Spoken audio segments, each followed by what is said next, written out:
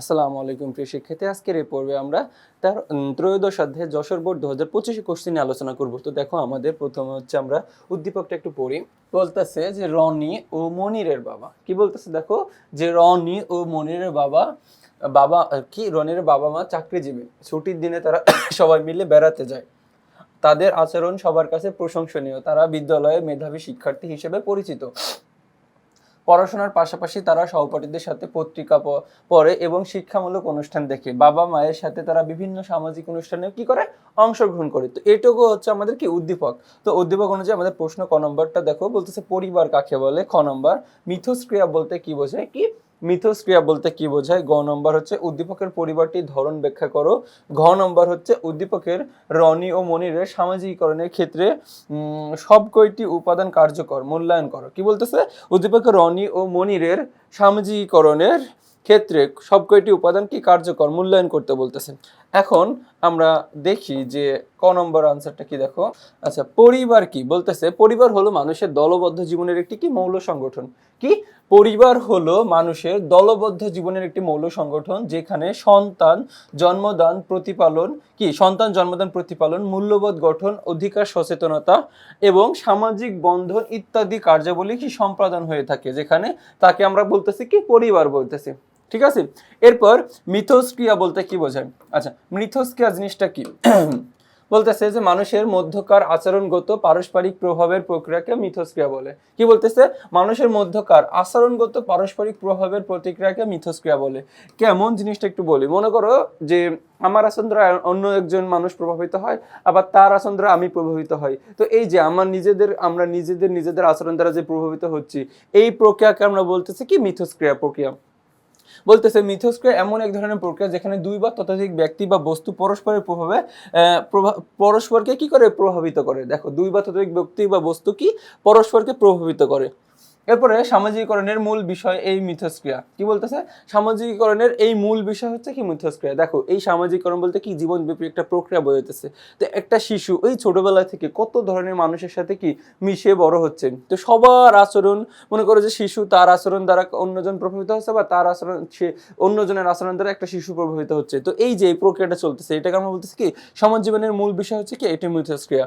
দ্বৈত প্রভাবের ধারণাটি মিথস্ক্রিয়ার ক্ষেত্রে গুরুত্বপূর্ণ। কি বলতেছে, দ্বৈত প্রভাবের ধারণাটি বলতেছে কারণ পরস্পরকে প্রভাবিত করার জন্য ন্যূনতম দুইজন বস্তু বা ব্যক্তির উপস্থিতি অবশ্য প্রয়োজনীয়। কি বলতেছে, কারণ পরস্পরকে প্রভাবিত করতে, দেখো আমি যদি অন্যজনকে প্রভাবিত করতে চাই, তার জন্য ন্যূনতম দুইজন বস্তু বা ব্যক্তির মধ্যে উপস্থিতি প্রয়োজন। কেমন, যে আমি আর অন্যজন একজন থাকতে হবে, সেটা কে বলতেছে।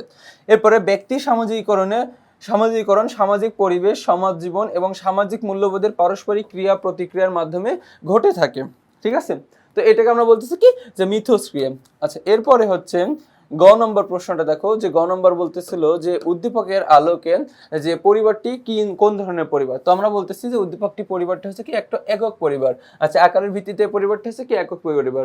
মা বাবা এবং তাদের অবিবাহিত সন্তানি নিয়ে যে পরিবারটা গঠিত হয়, তো সেটাকে আমরা বলছি কি যে কি পরিবার, একক পরিবার। বলতেছে একক পরিবার হলো এমন একটি পরিবারের ব্যবস্থায় যেখানে বাবা মা ও তাদের অবিবাহিত সন্তানরা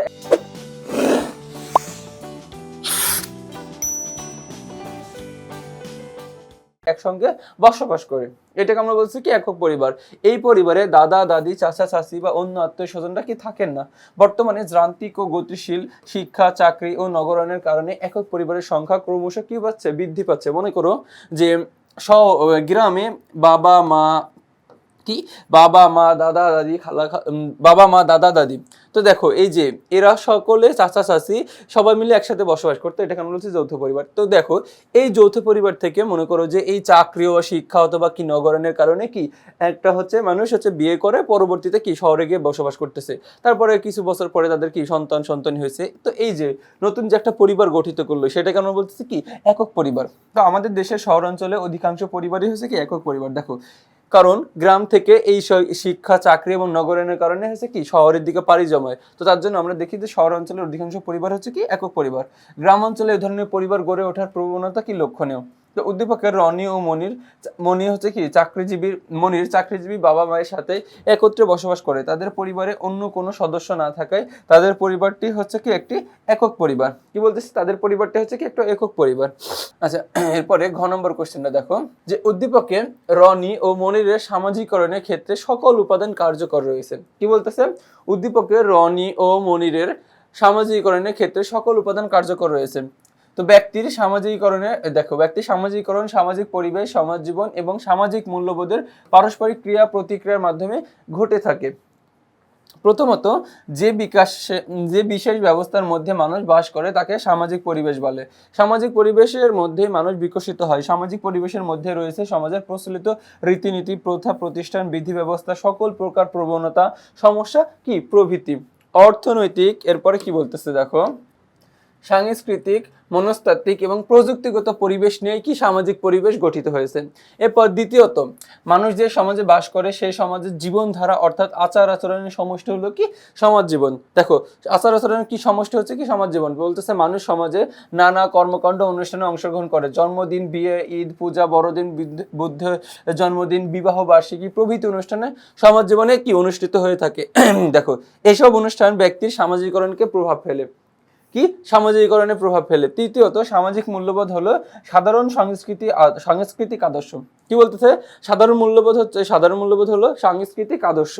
এরপর বলতেছে এই আদর্শের দ্বারা সমাজের মানুষ মনোভাব, প্রয়োজন এবং ভালো মন্দের নীতিগত দিক যাচাই বাছাই করা হয়। মূল্যবোধ অনুশীলনের মাধ্যমে সামাজিক বিধি ব্যবস্থা, আচরণ ব্যবহার এবং আইনের প্রতি শ্রদ্ধাবোধ ব্যক্তির আচরণকে কি করে স্পষ্ট হয়ে ওঠে। দেখো, ব্যক্তির আচরণে এগুলো কি হয়েছে স্পষ্ট হয়ে ওঠে, আমরা দেখতে পাচ্ছি। এরপর কি বলতেছে, যে উদ্দীপকের রনি ও মনির পড়াশোনার পাশাপাশি পত্রিকা পড়ে। কি পড়ে, পত্রিকা পড়ে এবং বিভিন্ন সহশিক্ষামূলক অনুষ্ঠান দেখে। এখানে সামাজিকরণের সাংস্কৃতিক পরিবেশের দিকটি প্রতিফলিত হয়েছে। বলতেছে আবার সমাজ জীবনের অংশ হিসেবে তারা বিভিন্ন সামাজিক অনুষ্ঠানে অংশগ্রহণ করে। এছাড়াও রনি ও মনিরের প্রশংসনীয় আচরণ তাদের সামাজিক মূল্যবোধের যথার্থতার প্রকাশ।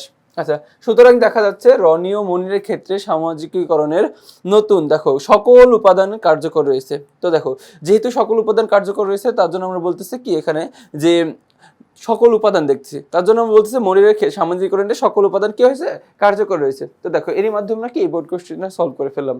তো পরবর্তী তোমাদের সাথে আবার দেখা হবে। আসসালামু আলাইকুম।